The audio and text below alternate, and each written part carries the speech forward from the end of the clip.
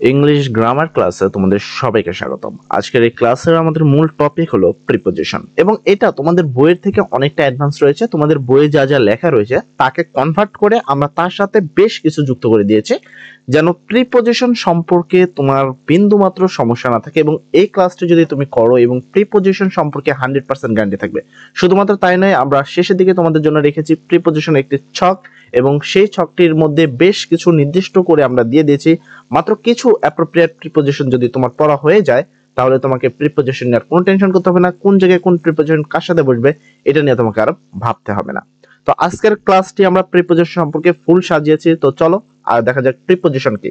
তোমাদের বই থেকে আমরা কনভার্ট করে অনেকটা কিন্তু অ্যাড করা হয়েছে, ঠিক আছে? তো তোমাদের বই থেকে একটু অ্যাডভান্স, এটা অ্যাকচুয়ালি অ্যাডভান্স বললে ভুল, প্রিপোজিশনে এর বাইরে কোনো কিছু থাকবেই না তোমাদের জন্য, ঠিক আছে? তো দেখো, ফার্স্ট অফ কথা হলো, যদি আমি যে কোনো কিছু শিখাতে যাই তাহলে সর্বপ্রথম প্রশ্ন হলো তা কাকে বলে, যেমন প্রিপোজিশন কাকে বলে। প্রি অর্থ হলো পূর্ব, এবং পজিশন শব্দের অর্থ হলো অবস্থান, অর্থাৎ প্রিপোজিশন শব্দের অর্থ হলো পূর্বের অবস্থান। অর্থাৎ বলা যায় যে ওয়ার্ড নাউন বা নাউন ফ্রেজের পূর্বে বসে সেন্টেন্স এর অন্তর্গত অন্য শব্দগুলোর সাথে ওই নাউন বা নাউন ফ্রেজ এর সম্পর্ক স্থাপন করে তাকে প্রিপোজিশন বলে। যেমন তোমাদের সুনির্দিষ্ট কিছু পরিচিত প্রিপোজিশন হলো in, at, to, for, into, behind, above. এগুলোর সাথে তোমরা বেশ সুপরিচিত রয়েছে যে এগুলো প্রিপোজিশন। তবে এগুলোর ব্যবহার সম্পর্কে অনেকের কিন্তু জানা নেই। তো আজকের ক্লাসে আমরা সবগুলো বিষয় করব। প্রথম হলো ফর। ফর হলো নির্দিষ্ট সময়ের জন্য বসে, যেমন সময় কি তোমার হার, ডে, মান্থ, ইয়ার, ইত্যাদি। এই যে সময়গুলো বোঝায়, এর আগে তোমার কি বোঝায়? ফর বসে। এই ধরনের কোন ঘটনার ব্যাপ্তি বোঝাতে ফর বসে, ঠিক আছে? তারপর সিন্স, একটা প্রিপোজিশন হলো সিন্স। সিন্স কোথায় বসে? নির্দিষ্ট সময় থেকে ঘন্টা বোঝাতে সিন্স বসে। যেমন হলো it has been raining for 10 hours, মানে 10 ঘন্টা যাবত বৃষ্টি হচ্ছে। তো নির্দিষ্ট সময় বোঝাতে তোমার কি বসে? সিন্স বসে। ইন টাইম, ইন টাইম কখন বসে? সময়ের আগে। ইন টাইম মানে হলো সময়ের আগে বা সময়ের মতো, ঠিক আছে? অন টাইম, যথা সময়ে, ঠিক আছে? টু টাইম, সময়ের সাথে সামঞ্জস্যতা রেখে। কথাটা বুঝো, ইন টাইম মানে সময়ের আগে হয়ে গেছে কাজটা, অন টাইম মানে যথা সময় হয়েছে, মানে একবারে কারেক্ট সময়। টু টাইম অর্থ হলো সময়ের সাথে সামঞ্জস্যতা রেখে কাজটা করা হয়েছে। তারপর কোন নির্দিষ্ট সময়ের মধ্যে বোঝাতে ইন, ভবিষ্যৎকালের কোনো কাজ পয়েন্ট অফ টাইম এর মধ্যে ঘটবে বোঝাতে তার পূর্বে বাই বা বিফোর বসে, ঠিক আছে? ভবিষ্যতে কোনো কাজ যদি বোঝায় সেক্ষেত্রে তা বাই বা বিফোর বসে। আর সময়ের মধ্যে কোনো কাজ করলে সেটাকে বলা হয় ইন টাইম, ঠিক আছে? নির্দিষ্ট সময়ে শেষ হওয়ার পূর্বে বোঝাতে উইথিন বসে। কথা বুঝো, নির্দিষ্ট সময় শেষ হওয়ার পূর্বে, যদি তুমি একটা কাজ নির্দিষ্ট সময়ের পূর্বেই করেছো তাহলে সেক্ষেত্রে তোমাকে বসাতে হবে উইথিন, ঠিক আছে? অনুসারে বোঝাতে বাই বসে, অনুসারে বোঝাতে বাই বসে। তাই ঘড়িতে বোঝাতে বাই ব্যবহৃত হয়। যেমন what is the time by your watch, তোমার ঘড়িতে কত বাজে, সেক্ষেত্রে ঘড়িতে বোঝাতে কি বসে? বাই বসানো হয়। আচ্ছা, তারপরে যদি খেয়াল করো, এখানে আরো কিছু তোমাদের জন্য বেশ গুরুত্বপূর্ণ টপিকগুলো কিন্তু আমরা রেখেছি। তারপর হলো ভবিষ্যৎকালের কোনো কাজ পয়েন্ট অফ টাইম এর মধ্যে ঘটবে বোঝালে তার পূর্বে বাই বা বিফোর বসে। ভবিষ্যতে কোনো কাজ যদি তুমি করো তার পূর্বে কি বসে? বাই বা বিফোর বসে। ছোট স্থানে পূর্বে অ্যাট বসে। ছোট কোনো স্থান, যেমন তোমার ঘর, ঠিক আছে, বা কোনো একটা অফিস, এরকম ছোট্ট কোনো স্থান বোঝালে সেক্ষেত্রে বোঝায় অ্যাট বসে, ঠিক আছে? যেমন অ্যাট হোম, আমি বাড়িতে আছি, অ্যাট হোম, ঠিক আছে? At Farm Gate, at office, এগুলো তোমার সবই কি ছোট স্থান বোঝাচ্ছে, তাই এখানে কি বোঝাচ্ছে? অ্যাট বসে। বড় স্থানের পূর্বে ইন বসে। ছোট স্থানের ক্ষেত্রে যেমন অ্যাট বসে, বড় স্থানের পূর্বে কি বসে? ইন বসে। যেমন এক্সাম্পল হিসেবে নিতে পারো, ইন টাইম পুরো বাংলাদেশকে বোঝাচ্ছে। In America, he is not at home today, আজকে সে বাসায় নেই। সেক্ষেত্রে হোম হলো ছোট জায়গাতেই অ্যাট বসছে। তারপর যদি খেয়াল করো, আই অ্যাটেন্ড এট অফিস, ঠিক আছে, পাঞ্চুয়ালি, আমি সুন্দরভাবে আমার বাড়িতে অফিসে উপস্থিত আছি। সেক্ষেত্রে অ্যাট হলো অফিস একটা ছোট্ট জায়গা, তারপর কি বসে? অ্যাট। কোনো ঘটনা চলাকালীন সময়ের ব্যাপ্তি বোঝাতে ডুরিং বসে, ঠিক আছে? কোনো একটা কাজ চলছে, চলমান, সেক্ষেত্রে তুমি কি? ডুরিং বসে। যেমন my father was in hospital, মানে আমার বাবা হসপিটালে আছে। For 6 weeks during her summer, মানে এই পুরো সামার ধরেই বা পুরো গরম ধরেই কি আমার বাবা সেখানে রয়েছে, এরকম কোন একটি সময় চলাকালীন যদি কোনো কাজ বোঝায় সেক্ষেত্রে কি বসবে আমাদের ডিউরিং বসে। এবার প্রশ্ন আসে প্রিপজিশন কত প্রকার ও কি কি, ঠিক আছে। তো আমরা প্রিপজিশন কোথায় বসে, কেমন বসে, কি প্রিপজিশন কিছু ব্যবহার দেখে নিলাম। এবার আমরা দেখব প্রিপজিশন কত প্রকার। প্রিপজিশন মূলত 6 ভাগে ভাগ করা যায়। নাম্বার 1 সিম্পল প্রিপজিশন, তারপর হলো double preposition, compound preposition, phrase preposition, তারপর হলো পার্টিসিপল প্রিপজিশন এবং ডিসগাইজ প্রিপজিশন। তবে আমি তোমাদের জন্য শেষের যেই বিষয়টা রেখেছি অ্যাপ্রোপ্রিয়েট প্রিপজিশন, এগুলো কিন্তু অনেক আছে, প্রায় হাজার হাজার। তার মধ্যে আমি তোমাদের জন্য মাত্র কিছু 50টার মতো বেছে রেখে দিয়েছি। তুমি যদি পড়ে নাও তাহলে অ্যাপ্রোপ্রিয়েট প্রিপজিশনে 100% মনে থাকবে তোমার ইনশাআল্লাহ, ঠিক আছে। এবার আসি সিম্পল প্রিপজিশন। সিম্পল প্রিপজিশন আবার কাকে বলে, ঠিক আছে। তো এট ফার্স্ট আমরা সিম্পল প্রিপজিশনটা দেখব। আমি আবারও বলছি যে একটু সময় ধরে দেখতে হবে, এবং কেননা তোমাদের থেকে তোমাদের বই থেকে অনেক কিছু বেশি আমি এখানে অ্যাড করেছি তোমাদের জন্য, ঠিক আছে। তোমাদের জন্য একবারে প্রিপজিশনের যাবতীয় সবকিছু বলছে। আর এতক্ষণ পর্যন্ত যারা ভিডিওতে বহাল রয়েছে তারা মানে অবশ্যই তুমি অনেক মনোযোগ সহকারে ক্লাসটি দেখছো এবং তুমি অনেক ভালো একজন ছাত্র বা তোমার শেখার প্রতি আগ্রহ অনেক বেশি। তাই অবশ্যই অনুগ্রহপূর্বক ভিডিওর কমেন্ট সেকশনে সবাই থ্যাংক ইউ ভাইয়া লিখে ফেলো, তো তাড়াতাড়ি লেখো। আচ্ছা, এতক্ষণ আমরা আসি যে প্রিপজিশন একটি মাত্র শব্দ নিয়ে গঠিত হয় তাকে সিম্পল প্রিপজিশন বলে। যে প্রিপজিশন একটি মাত্র ওয়ার্ড দ্বারা গঠিত হয় সেটা সিম্পল। যেমন in, but, at, under, up, with, of, on, by, for, from, এগুলো সবই সিম্পল প্রিপজিশন, ঠিক আছে। এবার আসি ডাবল প্রিপজিশন। ডাবল প্রিপজিশন দুইটি সিম্পল প্রিপজিশন একত্রিত হয়ে একটি ডাবল প্রিপজিশন গঠিত হয় তাকে ডাবল প্রিপজিশন বলে। যেমন ইন একটা আলাদা প্রিপজিশন, টু আলাদা প্রিপজিশন, দুটো মিলে ইনটু, তার মানে ইনটু হলো একটা ডাবল প্রিপজিশন। উইথ একটা আলাদা প্রিপজিশন, ইন একটা আলাদা প্রিপজিশন, দুটো মিলে উইথিন, সেক্ষেত্রে উইথিন একটি ডাবল প্রিপজিশন। তারপর বাই একটা আলাদা প্রিপজিশন, সাইড একটা আলাদা প্রিপজিশন, দুটো যুক্ত হয়ে বাই সাইড, বিসাইড, এটা হলো তোমার কি ডাবল প্রিপজিশন। এর পরবর্তী হলো কম্পাউন্ড প্রিপজিশন। কম্পাউন্ড এটার সাথে তোমরা পরিচিত হয়তো বা নাও থাকতে পারে, তবে আগামীতে পরিচয় হবা। এই বিষয়ে অনেক কিছু ডিটেইলিং রয়েছে চেঞ্জিং সেন্টেন্স, আমরা অবশ্যই সেখানে তোমাদের শেখাবো। আমরা সর্বপ্রথম চেষ্টা করছি যেন তোমরা একটা ভালো রেজাল্ট করো, দেন সেটাকে আগে ফোকাস করছি। দেখো এবার কথা হলো প্রিপজিশন যখন নাউন, অ্যাডজেক্টিভ বা অ্যাডভার্বের সঙ্গে কম্পাউন্ড অর্থাৎ প্রিফিক্স হিসাবে যুক্ত হয়ে তাকে কম্পাউন্ড প্রিপজিশন বলে। যেমন অ্যাক্রস, ঠিক আছে, অন প্লাস কি ক্রস ইকুয়াল অ্যাক্রস। তারপর অ্যালং, অ্যালং কিভাবে হয়, on plus long equal along. Behind, behind কি by plus hind equal behind. Beside এটার কম্পাউন্ড কি বাই প্লাস সাইড, ঠিক আছে। এবার ফ্রেজ প্রিপজিশন, কিছু প্রিপজিশন গুচ্ছ রয়েছে যেগুলোকে ফ্রেজ বলি, বা এক গুচ্ছ একটা শব্দ যেটাকে আমরা প্রিপজিশন বলি, আবার ওটা কি একটা ফ্রেজ, ঠিক আছে। শব্দগুচ্ছের সঙ্গে বা নাউনের সঙ্গে প্রিপজিশন যুক্ত হয়ে ফ্রেজ প্রিপজিশন একটি অর্থ প্রকাশ করলে তাকে ফ্রেজ প্রিপজিশন বলে। যেমন ইন ফ্রন্ট অফ, ঠিক আছে, এটা হলো সামনের সাইড বোঝায় ইন ফ্রন্ট অফ, তো এটা একটি ফ্রেজ প্রিপজিশন, এটা পুরোটা একত্রে বসে, ঠিক আছে। ইন ফ্রন্ট আছে কোনো জায়গায় অফ নাই, সেক্ষেত্রে তুমি চোখ বুঝে সেখানে অফ বসায় দেবা। ইন কম্পেস উইথ, ঠিক আছে, in compass with. And in cause of phrase preposition এর শব্দের আগে এবং ও পরে প্রিপজিশন এবং মাঝখানে নাউন থাকে। কথাটা তোমরা বুঝবা যে এখানে যে প্রিপজিশন গুলো রয়েছে বা ফ্রেজ প্রিপজিশন, এটা যত ভালো মুখস্থ রাখবা তোমাদের জন্য তত সুবিধা, কারণ ফ্রেজ প্রিপজিশন থেকে বেশি প্রশ্ন করে, আর এটা তোমাদের মনে না থাকলে তোমরা সব জায়গায় সবকিছু বসাতে পারবে না। তারপর আসি পার্টিসিপল প্রিপজিশন। পার্টিসিপল বলতেই তোমরা জানো যে আইএনজি ফর্ম থাকবে, কারণ আমরা ভার্বের ক্লাসে বলেছি।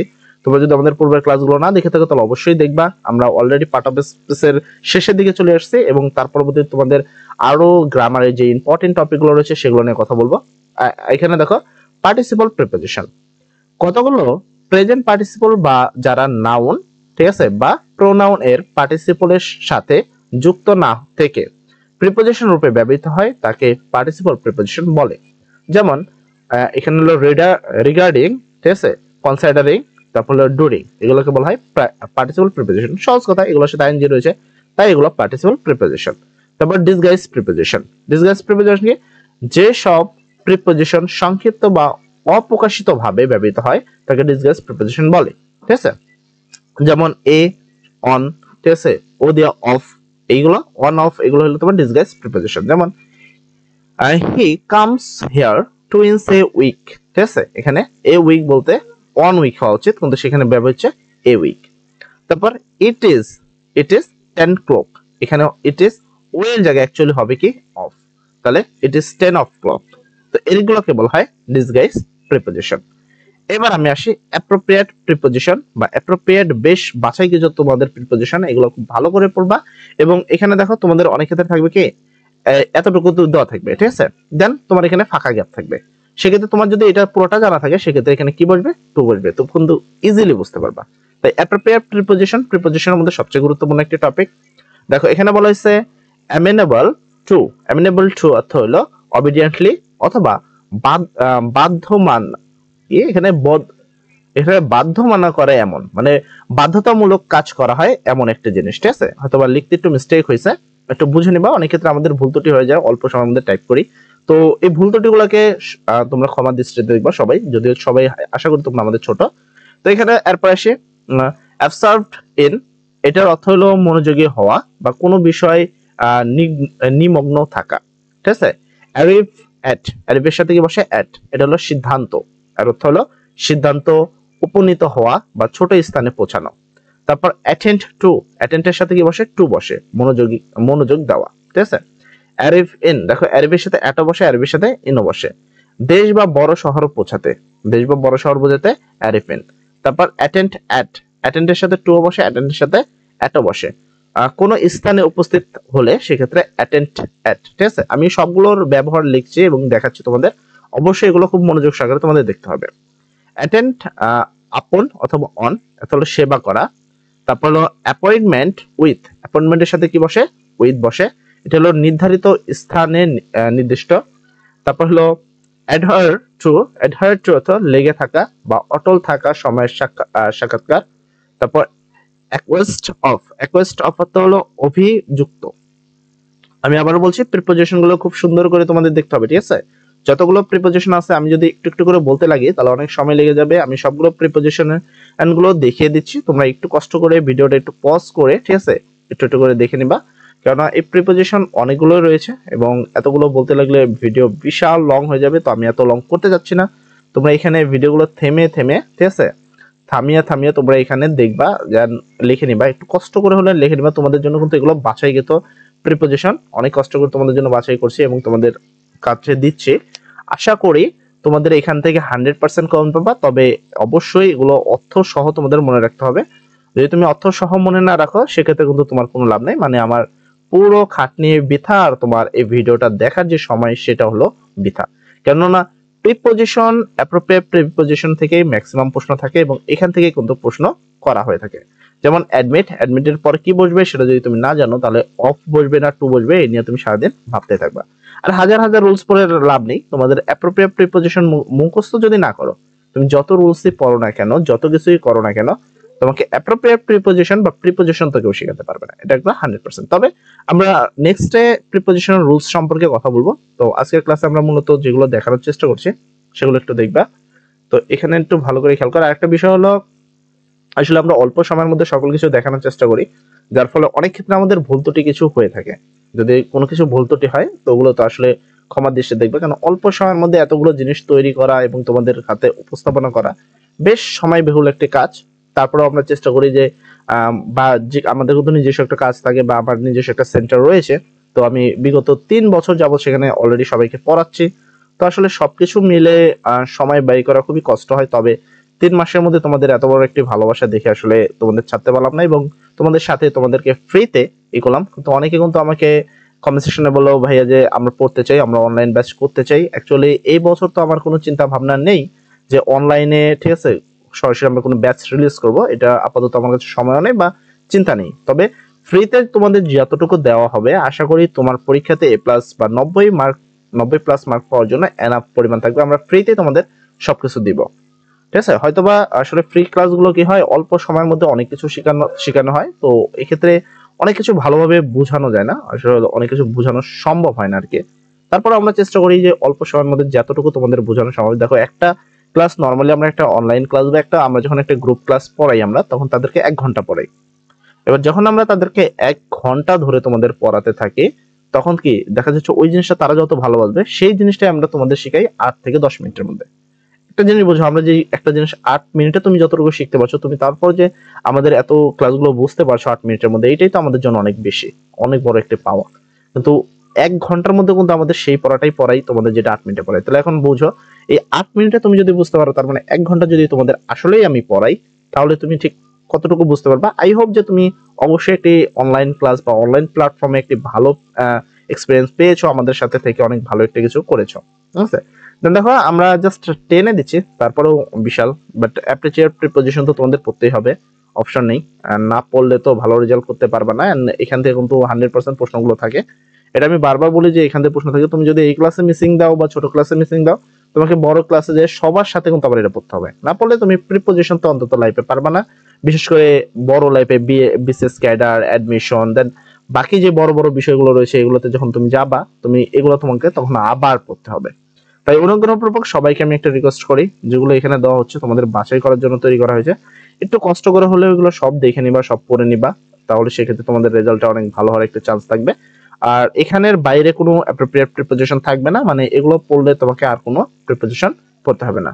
ঠিক আছে, তো একটু মনোযোগ দিয়ে সবাই দেখো, আমরা একটু আগে যাই। এখনো অনেকটাই রয়েছে, তোমাদের প্রিপোজিশন আসলে কেবল যে পর্যন্ত এসেছে। আমি তোমাদের জন্য আসলে অনেকক্ষণ টাইম লাগে, তো রেগুলার ক্লাস অনেক ক্ষেত্রে কি ইংলিশ গ্রামারটা অন্তত রেগুলার দিতে পারি না, তাও চেষ্টা করি, আই হোপ যে এতটুকু পারি। তবে 3 মাসের মধ্যে তোমাদের অল ইংলিশ গ্রামার ক্লাস আমরা দিয়ে দেবো, যতটুকু ন্যারেশন থেকে, মানে প্রথম A to Z থেকে সবকিছু। তুমি যদি একবারে কিছু নাও পারো, ঠিক আছে, আমাদের এই চ্যানেলটা সাবস্ক্রাইব করে আমাদের সাথে থাকলে তুমি 100% পারবা, সবকিছু পারবা। আমরা চেষ্টা করি যেন তুমি, মানে সর্বনিম্ন যে স্টুডেন্ট আমরা তাদের নিয়ে কাজ করি। আর যারা ব্রিলিয়ান্ট স্টুডেন্ট, ভালো স্টুডেন্ট, তারা তো অবশ্যই তোমরা যদি সর্বনিম্ন স্টুডেন্ট যদি পারে, তাহলে তোমরা আবার পারবে না কেন? তোমরা তো অনায়াসেই বুঝতে পারো আমাদের কথা। তোমাদের জন্য আই হোপ যে অনলাইন কোনো ব্যাচের প্রয়োজন নেই। এখানে যেই আমরা যতটুকু ফ্রিতে পড়াই, তোমরা যদি এতটুকুই দেখে নাও, এনাফ, তোমাদের জন্য আর দরকার নেই। ঠিক আছে, বাট অনেক দুর্বল স্টুডেন্ট আছে, আমরা তাদের জন্য আসলে কাজ করি। তারা অনেক ক্ষেত্রে দেখা যাচ্ছে যে বুঝতে পারে না, বা তাদের আরো একটু সেবা যত্ন সহজ বোঝানো উচিত, আসলে সেই সময়টুকু হয়তো আমরা পাই না। তবে চেষ্টা করবো ইনশাল্লাহ আগামী বছর থেকে অনলাইন ব্যাচ রিলিজ করার। বাট এইবার তো আমরা সবকিছু আগে প্রসেস করছি, এন্ড তোমাদের জন্য এগুলো আসলে অল্প সময়ের মধ্যে কিছু ভুল ত্রুটি থাকছে, যে ভুল ত্রুটিগুলো আমরা সংশোধন করার চেষ্টা করছি। অনেক ভালো লাগে যখন আমাদের ভুলগুলো তোমরা ধরে দাও এবং কমেন্ট সেকশনে বলো যে ভাই এটা ভুল হয়েছে, এটা উচ্চারণটা সঠিক হয়নি। সেক্ষেত্রে আমরা চেষ্টা করি, আসলে অল্প সময়ের মধ্যে অনেক আমাদের ভুল ত্রুটি হয়, বাট তোমাদের এই কমেন্টগুলো দেখলে আমার খারাপ লাগে না, বরং ভালোই লাগে যে হ্যাঁ, অন্তত আমাদের স্টুডেন্ট গুলো অনেক ভালো পারে, বা যারা আমাদের এখানে ভিডিও দেখছে তারা অনেক ট্যালেন্টেড, অনেক ভালো পারে, তারা অনেক মেধাবী, প্রত্যেকটা স্টুডেন্ট আমাদের সাথে রয়েছে। এন্ড দেন আমি চেষ্টা করি যে ওই ভুলগুলো যেন নেক্সট টাইম না হয়। তারপরে দেখা যাচ্ছে যদি ভুল ত্রুটি হয়ে থাকে, জাস্ট এনাফ, আমাদের হয়ে গেছে। তো এর পরবর্তীতে আমরা কনজাকশন নিয়ে কথা বলবো। আজকের ক্লাস এতটুকু। তো সবাই ভালো থাকো, সবার জন্য দোয়া করি। আসসালামু আলাইকুম।